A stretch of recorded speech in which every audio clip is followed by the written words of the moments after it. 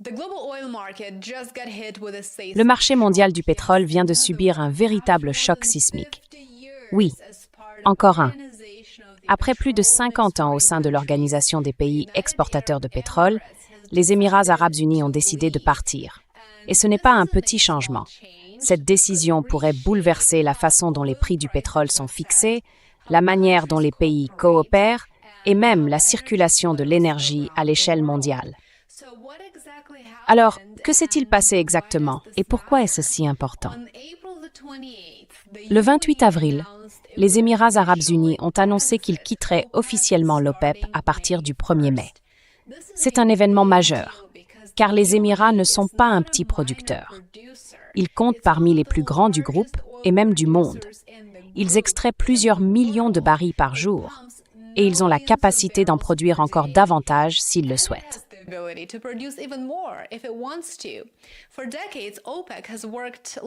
Depuis des décennies, l'OPEP fonctionne comme un groupe parfaitement coordonné. C'est officiellement un cartel. Les pays membres s'accordent pour limiter ou augmenter la production de pétrole afin d'influencer les prix mondiaux. C'est tout l'enjeu. Cette coordination, c'est ce qui donne à l'OPEP son pouvoir. Mais aujourd'hui, l'un de ses membres clés s'en va. Alors, pourquoi les Émirats arabes unis ont-ils pris cette décision? Eh bien, la principale raison est très simple. La liberté. Au sein de l'OPEP, les pays doivent respecter des quotas de production. Autrement dit, il y a des limites à la quantité de pétrole qu'ils peuvent extraire. Or, les Émirats ont investi pendant des années des milliards pour augmenter leur capacité de production. Et maintenant, ils n'ont plus vraiment envie d'être freinés.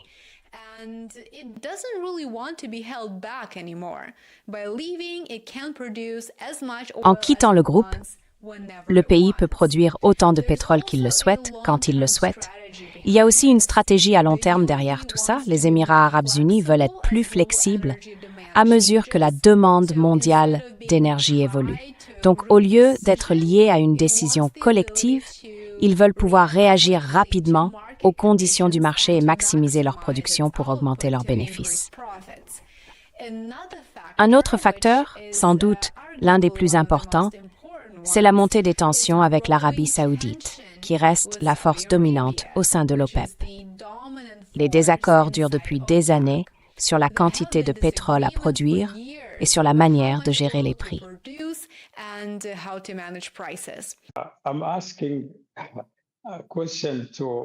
Je pose une question à notre collègue des Émirats arabes unis. Est-ce que vous découvrez seulement maintenant que cela va à l'encontre de vos intérêts? Première question. La deuxième. Pourquoi justement à ce moment si critique? Troisième point. Vous avez une capacité excédentaire d'à peine un demi-million de barils par jour. Vous ne pouviez pas attendre d'atteindre 5 millions de barils par jour, comme vous le dites vous-même.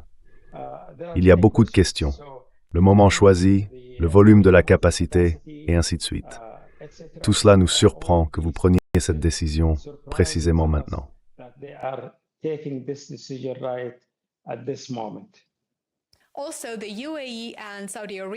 En plus, les Émirats arabes unis et l'Arabie saoudite poursuivent des intérêts différents au Yémen, ce qui accentue les tensions au sein de l'OPEP.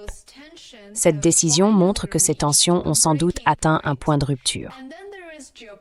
Et puis, il y a bien sûr la géopolitique, notamment le conflit en cours entre les États-Unis et Israël d'un côté et l'Iran de l'autre.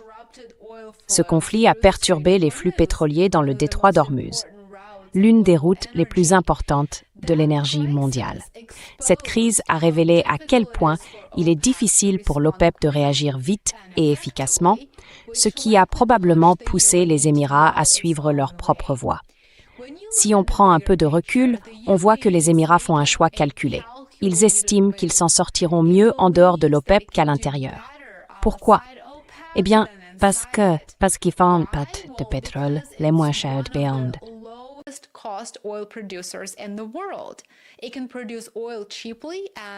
Il peut produire du pétrole à bas coût et augmenter sa production très rapidement. Il a aussi construit des infrastructures, notamment des oléoducs qui contournent le détroit d'Ormuz. Et ces infrastructures lui donnent plus de flexibilité que beaucoup d'autres pays de la région. Du point de vue des Émirats arabes unis, rester dans l'OPEP, c'est limiter leur propre potentiel. En sortir leur donnerait plus d'indépendance et peut-être plus de revenus.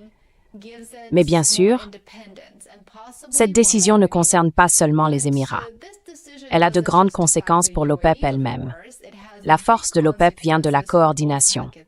Quand les membres agissent ensemble, ils peuvent influencer les prix mondiaux du pétrole. Mais cela ne fonctionne que si les grands producteurs restent dans le groupe. Les Émirats disposent d'une capacité de production inutilisée importante, ce qui veut dire qu'ils pourraient augmenter leur production rapidement si nécessaire.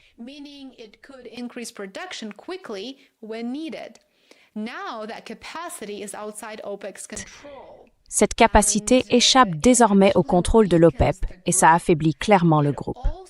Cela soulève aussi une question très importante. Si les Émirats arabes unis peuvent partir, est-ce que d'autres pourraient suivre? On a déjà vu de plus petits pays quitter l'organisation ces dernières années, mais là c'est différent. C'est un grand producteur qui s'éloigne et ça pourrait pousser d'autres membres à reconsidérer leur position. Alors, qu'est-ce que ça veut dire pour les prix du pétrole? Je suis sûre que c'est l'une des principales questions que beaucoup d'entre vous se posent en ce moment.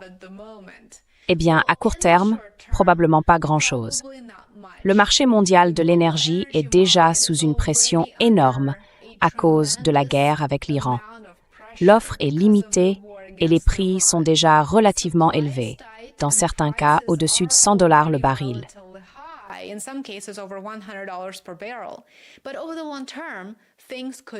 Mais à long terme, les choses pourraient changer. Si les Émirats arabes unis augmentent leur production de leur côté, ils pourraient en fait ajouter davantage d'offres sur le marché, ce qui ferait évidemment baisser les prix. En même temps, une moindre coordination entre les producteurs pourrait entraîner plus de volatilité et plus d'imprévisibilité. Donc, au lieu d'un groupe qui gère l'offre, on pourrait avoir des pays qui agissent chacun de leur côté, ce qui provoque souvent de plus fortes variations de prix. Il y a aussi des implications géopolitiques plus larges. L'OPEP a longtemps été un symbole de puissance collective au Moyen-Orient. Le départ des Émirats enverrait le signal d'un éloignement de ce modèle au profit d'une approche plus indépendante et plus concurrentielle.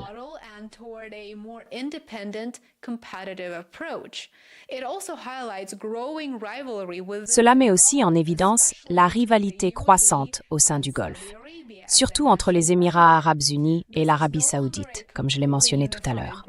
Ce n'est plus un groupe totalement uni. Il devient plus compétitif, plus fragmenté. Et si on prend un peu de recul, ce mouvement s'inscrit dans une tendance plus large du secteur énergétique mondial. L'ancien système, où l'OPEP jouait un rôle dominant pour contrôler l'offre, commence à s'affaiblir. Aujourd'hui, le marché est influencé par beaucoup plus de facteurs.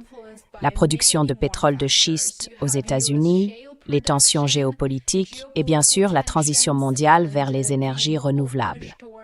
Toutes ces forces transforment le fonctionnement du marché de l'énergie. Les Émirats arabes unis s'adaptent à cette nouvelle réalité, à ce nouvel environnement. Au lieu de dépendre d'un cartel, ils choisissent la flexibilité et ils choisissent davantage d'indépendance.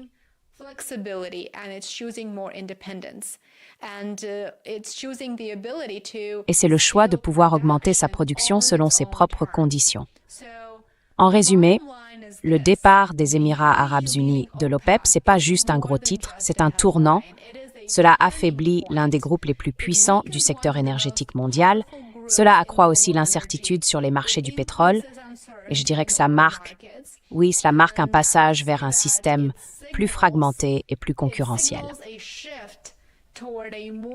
La grande question maintenant, c'est que va-t-il se passer ensuite? Est-ce le début de la fin pour l'OPEP telle qu'on la connaît, ou bien la première étape d'une transformation beaucoup plus vaste du marché mondial de l'énergie? Merci beaucoup de m'avoir suivi. N'hésitez pas à aimer, à vous abonner et à partager. J'espère vous retrouver sur Substack et sur Patreon et j'ai hâte de vous revoir ici demain. Prenez soin de vous. I look forward to seeing you here tomorrow. Take care.